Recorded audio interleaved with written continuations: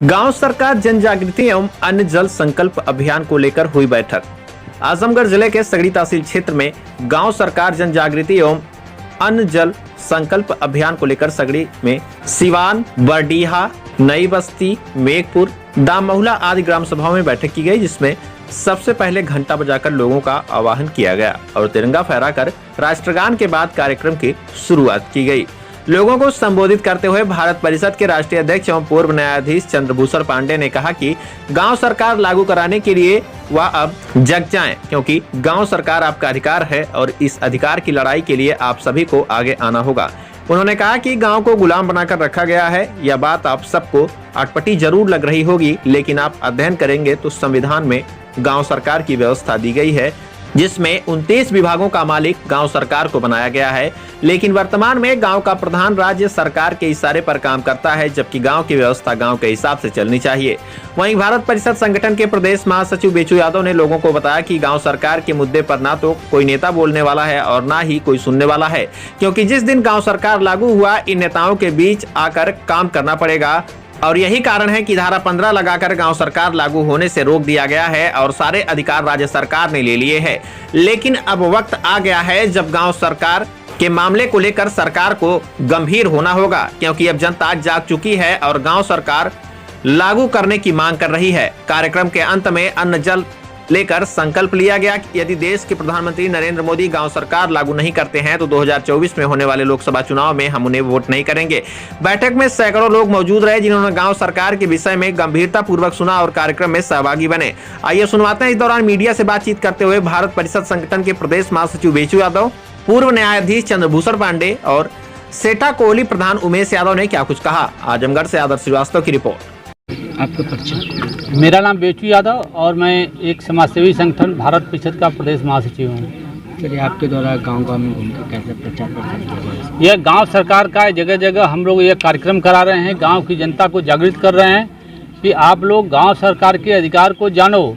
जैसे हम गांव वालों के लिए जो है सबसे बड़ी परेशानी का सबब लेखपाल हैं, सेक्रेटरी हैं, पुलिस हैं, अधिकारी कर्मचारी हैं, न्यायालय है, सबसे हम लोग त्रस्त हैं। जान लीजिए, तो जब गांव सरकार हमारा बनेगा तो गांव में ये सारे लोग आ जाएंगे, न भ्रष्टाचार होगा, न मनमानियाँ होगी, सारे लोग एक नौकर के समान हम गांव वालों के साथ लोग अपना पेश आएंगे, सम्मान के साथ पेश आएंगे। यह गांव सरकार की व्यवस्था को हम लोग जनता के बीच में बता रहे हैं और तिरंगा झंडा हर कार्यक्रम में फहरा करके गांव वालों को बता रहे हैं कि हमारा अधिकार है कि आप अपने घरों पर भी तिरंगा फहरा सकते हैं। अभी तक तो मुख्यमंत्री के आवास पर तिरंगा फहरता था, सचिवालय में तिरंगा फहरता था, प्रधानमंत्री के आवास पर तिरंगा फहरता था और 26 जनवरी 15 अगस्त पर फहरता था। लेकिन हम लोग गांव सरकार के तहत गांव की जनता को बता रहे हैं कि आप अपने घरों पर भी तिरंगा झंडा रोज फहरा सकते हैं, कोई आपको रोक नहीं। ये आपकी ताकत है। यही गाँव सरकार को लेकर के गाँव हम लोग जा रहे हैं। मैं उमेश चंद्र यादव, प्रधान ये बगल का गाँव सेठापुर और प्रधान संघ के ब्लॉक अध्यक्ष रैया। आपके द्वारा किस तरह के प्रचार प्रसार किया? सर, गांव सरकार इसलिए ज़रूरी है क्योंकि हम लोग प्रधान होते हुए भी कहीं न कहीं बाध्य है। पूरा अधिकार हम लोगों को नहीं मिल पाया है। हम चाहकर भी पूरे गांव का समुचित विकास नहीं कर पाते हैं। किसी को हम लोगों के यहाँ सवेरे हमेशा जो किसी कोई बीमार पड़ गया तब भी आता है, किसी को शादी पड़ गई तब भी आता है, कोई मर गया गरीब आदमी उसका भी सहयोग करना पड़ता है। कोई व्यवस्था हम लोगों की ऐसी नहीं है शासन से जो हम लोग अपने उस मद से सहयोग कर सकें। इसलिए गांव सरकार जरूरी है। जैसे केंद्र सरकार और राज्य सरकार अपना नियम कानून बना करके सदन में जो है अपने विधायकों को सुख सुविधा देने का काम करती है, उस तरह से हम लोग भी अपना नियम कानून बना के जो गांव के गरीब हैं, मजदूर हैं, किसान हैं, जो पीड़ित हैं, शोषित हैं, उनकी मदद हम लोग कर सकें। गांव सरकार इसलिए बहुत ज़रूरी है। और जैसे हम अगर चाहते हैं नाली बनवाना, खंजा बनवाना, तो उसके लिए हमको जो है सिफारिश करना पड़ता है वीडियो की। इसके बाद जो बनवा भी देते हैं तो एक साल तक उसका पेमेंट नहीं होता है। गांव सरकार बन जाएगी तो सारी सुविधा हमारे पास होगी। हम अपनी आय के हिसाब से व्यय करेंगे अपने गांव का क्या करना है, किस मद में खर्च करना है, कौन सा काम जरूरी है वो काम कर लेंगे। तो कहाँ यार इसलिए गांव सरकार जरूरी है, इसलिए उस मिशन में हम लोग जो है सारे प्रधान साथी हमारे साथ हैं। कई लोग हैं ना।